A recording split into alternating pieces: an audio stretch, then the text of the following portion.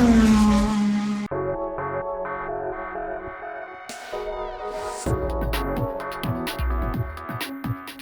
Indian car market, it's become so lucrative right now that car brands that are not present in our country are literally making all sorts of efforts to swarm into that market.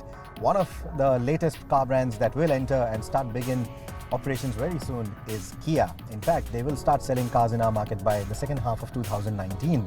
And when they do, their flagship product could be something that is the very best that they have to offer. It's called the Stinger GT, and that's the one I'm driving right now.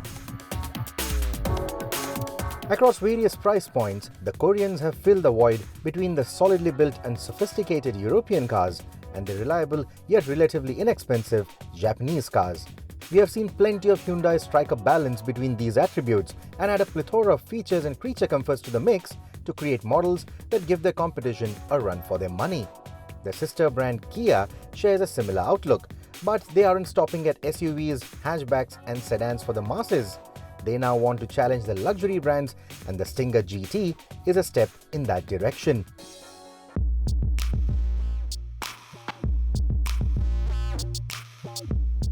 It begins with the exterior form.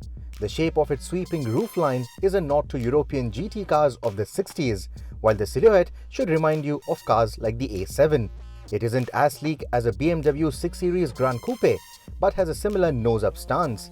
Speaking of which, the tiger nose looks great on the Stinger, while the mesh pattern seen in the grille, the dams and even the headlight design adds a hint of sophistication to the overall form. The gunmetal finish for the bezels and the wing mirror caps looks nice in my books. The tail isn't the prettiest angle for this car, but something that the Europeans could end up seeing very often. Step inside and you will be surprised at the design and the quality of the cabin. It isn't trying too hard to be sporty.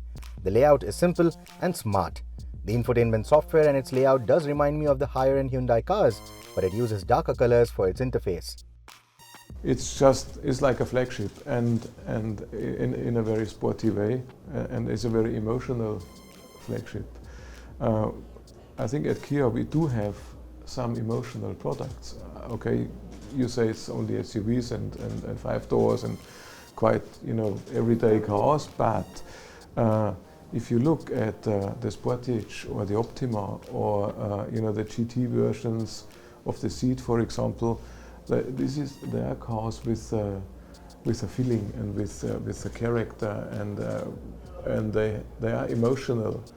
A Sportage is a very sporty SUV, and I think it fits very well that at the, let's say, upper end of the scale we have the Stinger now, showing the capability of Kia, and I'm really very happy to have it, and we're all very proud. And it's actually happened that the concept car came true, and the production car is really very, very, very close. With this car, it seems like Kia is literally taking the fight to the performance cars from the other German brands like Audi, Mercedes, BMW. In fact, the instrumentation literally reminds me of the performance Audis from the previous generation. The layout of the instrumentation, the fonts used, everything is very Audi. The overall fit and finish of this cabin is typically European, and that is something that I really like. The way everything is laid out, the fit, the finish, the feel of the materials, it all feels quite premium. It doesn't feel like a Korean car at all. The cabin is pretty spacious, and you sit a tad low with the dash wrapping around you like a typical sports sedan. It even has the numbers to rival these kind of cars and make you rethink about your brand loyalties. The engine also sounds very good, but unfortunately I can't show it to you right now. We are restricted to driving around in the city environment of Frankfurt, and that doesn't give me much scope. But when time permits, I am headed out to the Autobahn, and I'll let you know how it feels when the speed limits are gone. This is the range-topping Stinger GT, which means that it is powered by a 3.3-litre petrol engine, and it goes from 0 to 100 in 4.9 seconds. The The turbocharged V6 is borrowed from Hyundai's premium Genesis range and puts out over 365 PS of power under the hood of the Stinger GT. We do get an Audi rivaling 4-wheel drivetrain too, but the fun of the Stinger GT will be in its classic front-engine rear-wheel drive configuration. Though the B-roll footage that you see here shows the Stinger around the fabled Nürburgring, my short drive in the car was in and around the bustling roads of Frankfurt. But the Stinger is developed on the ring and perfected by a team of engineers led by Albert Biermann, a top engineer who was poached by Hyundai and Kia from BMW's M division. With the Stinger GT, he wasn't aiming to create an M3 rival, but one that can certainly give most sports sedans a run for their money, and looks like it has worked. On whatever little time I got around the twists and turns of some back roads, the Stinger GT felt nimble and quick. It gets a limited slip differential and an e-diff is under development too. The torque converter gearbox on my test car didn't feel as quick as an Audi DSG or as telepathic as any new age BMW gearboxes, but it got the job done pretty well.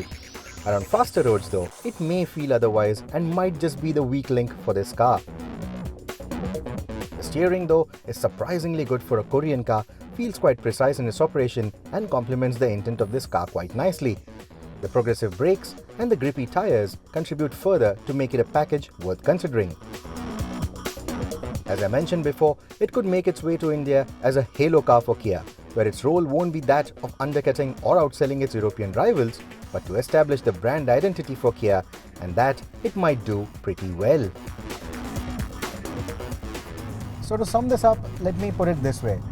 When Kia announced that they are planning to come into the Indian market, I was a little worried that most of their cars might end up feeling like their siblings, the Hyundais.